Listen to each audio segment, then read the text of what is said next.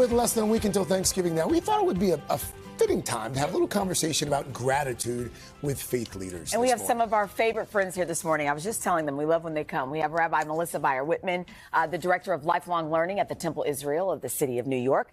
The Reverend Canon Eva Suarez is a priest at the Cathedral Church of St. John the Divine here in New York. And we have Imam Idris Abdul-Zahir of Masjid Allah, the Center for Human Excellence located in Philadelphia. Good morning to all of you guys, and thank you for being here this morning. Rabbi Melissa, let's just start with you. What does your faith, what can your faith teach all of us about being grateful? It's a great question. So, you know, we wake up in the morning, and the first thing that is intended to come out of our mouth is Modeh or Moda ani lefanecha. I am grateful before you, God, for the life that has been restored in me. And there's a beautiful teaching from Rabbi Meir in the Talmud who said we have to make 100 blessings a day. Each and every day, which means that we have to actively search for the things that are good in our life. And when we do that, our behavior naturally changes. We remove the toxicity, we remove our feeling of isolation, and then we start to act on the blessings. If I'm grateful to be sitting on a couch with fellow colleagues of faith from diverse backgrounds, then I'm going to continue my work to reach out to others who are different than me. Is there something similar within both of your faiths as well? Sure. There's a saying by Prophet Muhammad, peace be upon him, that says, whoever is not grateful in small things will not be grateful in large things, right? So you have to look for the small things, right? And really focus in on it, because again, once you are meticulous in that way, it opens up a world of gratitude, right? When you see your blessings, you start to try to count the blessings. And of course, God tells us in the Quran, you could try to count the blessings, but you never could, right? Because they're countless. Yeah, and Eucharist, which is what we call that celebration of communion, means thanksgiving. And so giving thanks together is meant to be the core of our shared worship life and our personal spiritual life. That I think Christian faith really teaches that without gratitude, you're not actually truly experiencing everything that you've been given. That without giving thanks, some part of the experience is missing. We talk so much about gratitude. How do you have gratitude in tough times? And also, what does that look like when you put that in action? What does gratitude look like besides waking up and saying, oh, I'm thankful? What does it look like? I'll say that I think for me, gratitude and grief, recognizing that they go together. You can't grieve something unless you've been grateful for it and love it. And so I know when I'm working with people who are going through incredible losses, incredible challenges, it makes that practice of gratitude so much more important because it helps ground you in where you are. Yeah.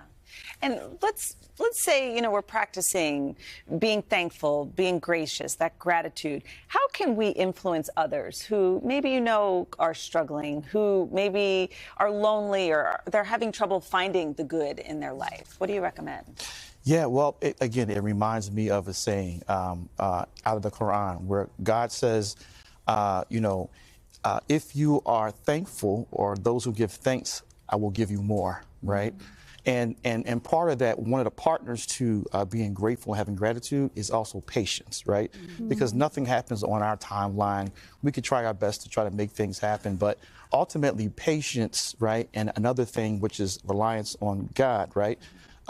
In that struggle, in that difficulty, again, looking for things to be grateful for. Just the heartbeat that we have every day. We fall asleep, we don't control our heartbeat. We wake up, it's still going, right?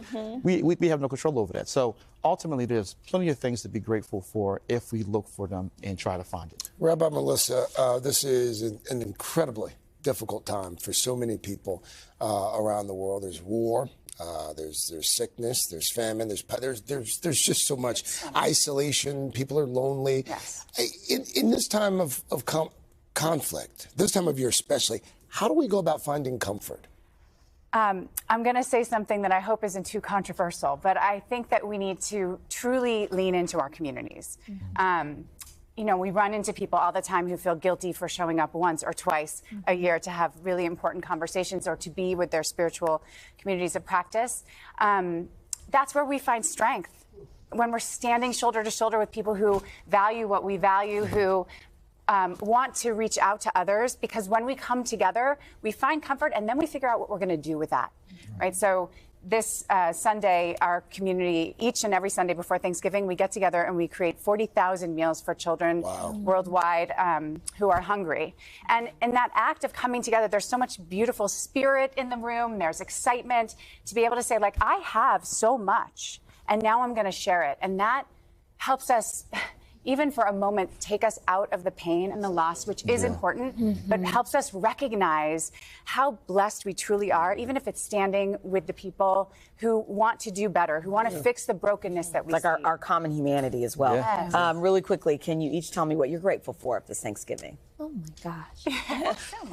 Well, I've been grateful for being able to travel the country and sit with other faith leaders and be able to talk about some of the things that are happening in the world, coming to an agreement on the fact that, you know, people of faith should agree about the fact that everyone deserves peace and safety. Everyone should be able to pray in their places of worship and safety. And one of the things that we've been dealing with is what's happening in the world right now, and being able to agree and sit with folks of faith and say, hey, we all believe in one God. We all believe that everyone should have peace and safety. And we're absolutely grateful for those partnerships to be able to go forward. Yeah, that's good.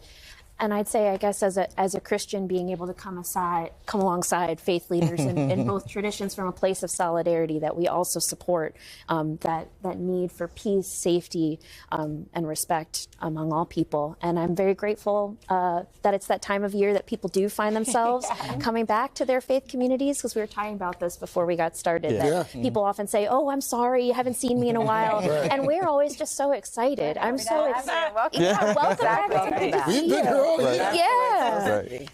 It's all been said so beautifully and articulately. I am also, it has been a very isolating time for many of us in my community, and to just be able to sit in warmth and friendship, and to be able to recognize that there's a human in front of you. I'm just grateful for this opportunity to be here. And Thank you all so much. I love this. Awesome. Rabbi Melissa, Canon Eva, Imam Idris, thank you guys for your insight this morning. Thank you. I love it.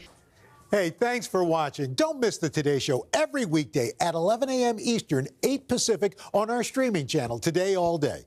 To watch, head to today.com/allday or click the link right here.